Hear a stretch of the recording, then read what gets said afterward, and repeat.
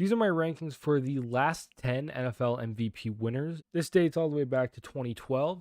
I'm going to be going off of just overall stats. I'm going to go off of playoff performance, etc. There's not really a whole lot to do with this video. If you guys are new though and you do enjoy this, you want to see some more like it, be sure to leave a like on the video or subscribe to the channel if you haven't already. And be sure to go follow me on Twitch as well. I stream almost every single night. Links down in the description or in the bio depending on what platform you're watching this on. And with that said, let's get right into it. Number 10 kind of stings for me, but I do think it kind of fit. Number 10, Cam Newton. Cam Newton had a very great and electric year in 2015 with the Panthers. His team finished 15-1, had the best record in the entire league. But Newton himself, who did end up winning the 2015 MVP award, with 96% of the vote given to him, his stats were pretty pedestrian. He didn't even complete 60% of his passes, which was 22nd in the league. Under 4,000 passing yards, which was 16th in that year. He did tie second in that year in passing touchdowns, had 10 interceptions. He was 20th in pass yards per game, and he tied 7th in the NFL that year in passer rating with Tyrod Taylor. He did have the best rushing ability of any QB in the league that year, but there were so many other QBs that outperformed him in an individual stance. The only reason why he was given the award was due to his overall team success, and that's not necessarily a bad thing. Panthers went all the way to Super Bowl 50, and they lost to the Denver Broncos with Peyton Manning in his last game, and they lost 24-10. Number 9 is Aaron Rodgers from this year. This was his 4th time winning the MVP award, and he had some great stats to back it up in terms of efficiency. He was 3rd in completion percentage. He was 10th in passing yards. He was tied 4th in passing touchdowns. He did have 4 interceptions for the entire season, played the entire year also. He was 12th in passing yards per game and led the entire league in passer rating. He had a very efficient year. However, he was a major distraction. This has nothing to do with the award in any way. He was a major distraction off the field. He's just, it's the most his weirdness is sort of exuded, if that makes sense. The team finished 13-4, got a first round bye, and then lost to the 49ers in the divisional round 13-10 after their special teams shit the bed and Rodgers severely underperformed.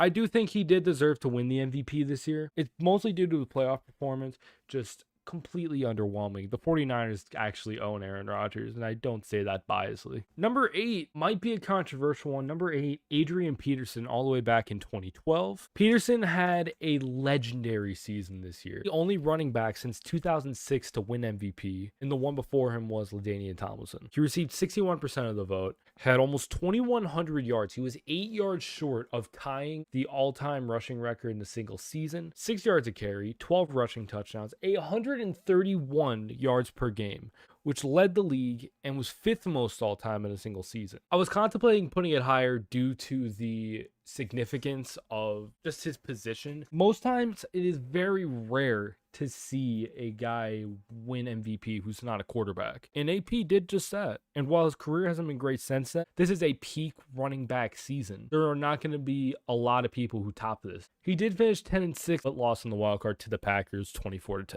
Number 7, Lamar Jackson. This was another one I was sort of tossed with because while he did not have the greatest passing stats, he tied 6th in completion percentage. He was 22nd in yards. He did lead the NFL in passing touchdowns. He was 24th in passing yards per game, but led the entire league in passer rating. He also broke Michael Vick's record for most rushing yards by a quarterback in a single season, and he started the year 2-2, only for his team to win 12 straight games. I wanted to put this higher, but I'll explain why I didn't in a second. He received a 50 out of 50 in the votes, which is the second time in history that has even happened. Ravens got the first seed that season, went to the divisional round just to lose to the Tennessee Titans 28-12.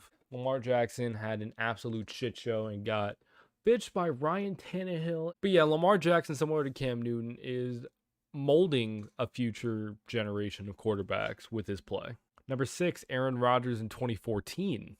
This was his 2nd time winning the award. His stats were pretty good. He was 9th in completion percentage, 7th in passing yards. He was 3rd in touchdowns. He had 5 interceptions on the whole year.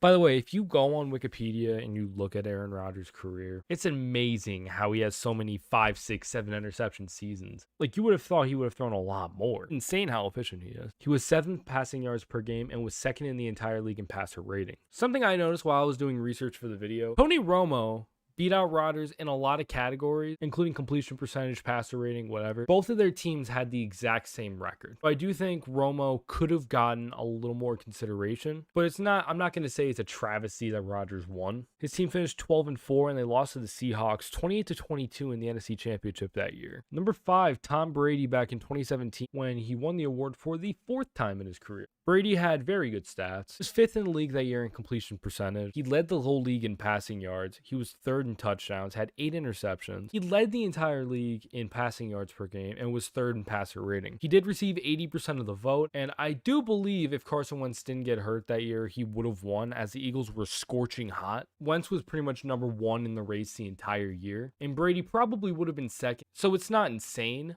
that he won it, but just an observation. Patriots finished 13-3 and lost in the Super Bowl to the Eagles 41-33. Number 4, Matt Ryan back in 2016. This is one of the better quarterback seasons that have been on the list so far. He was 3rd in completion percentage. He was 2nd in yards, 2nd in touchdowns, 7 interceptions. He was 2nd in passing yards per game and led the entire league in passer rating. He received 50% of the vote. The team finished 11-5. If you are an NFL historian, then you know what happens next.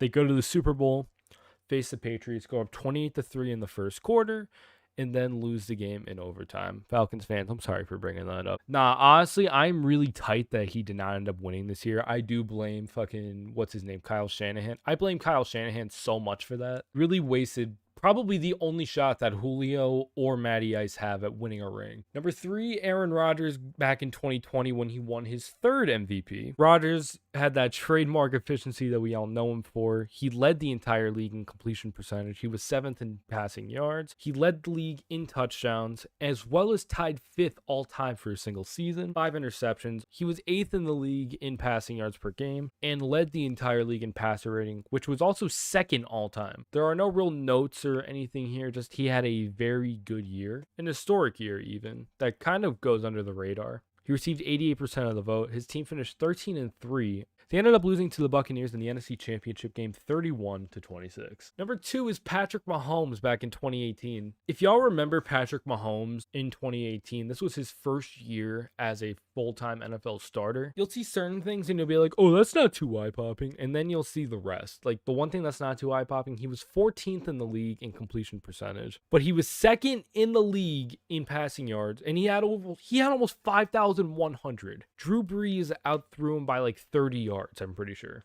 Had 50 touchdowns, which is tied 2nd all time. He was 2nd in passing yards per game and was 2nd in passer rating, which, fun fact, Mahomes currently holds the NFL career record for passing rating. He received 82% of the vote. The Chiefs went 12-4. However, they did lose to the Patriots in the AFC Championship that game, 37-31. Don't worry though, kiddos. Mahomes would go on to win a Super Bowl the very next year against the 49ers. So, rejoice. I don't fucking know. Number 1, Peyton Manning back in 2013. This was Manning's 5th time winning the award. He was 3rd in completion percentage. He led the league in passing yards and set the record for the most in a single season all time. He threw 55 touchdowns, which is also most in a single season all time. He led the league in passing yards per game and also set the record for most in a single season all time and was 2nd in passer rating to only Nick Foles. For technicality's sake, Dak Prescott's currently the leader for the most passing yards per game, but he only played 5 games in the season he completed it in. So I'm giving the record to Manning for right this second. He received 98% of the vote. His team finished 13-3.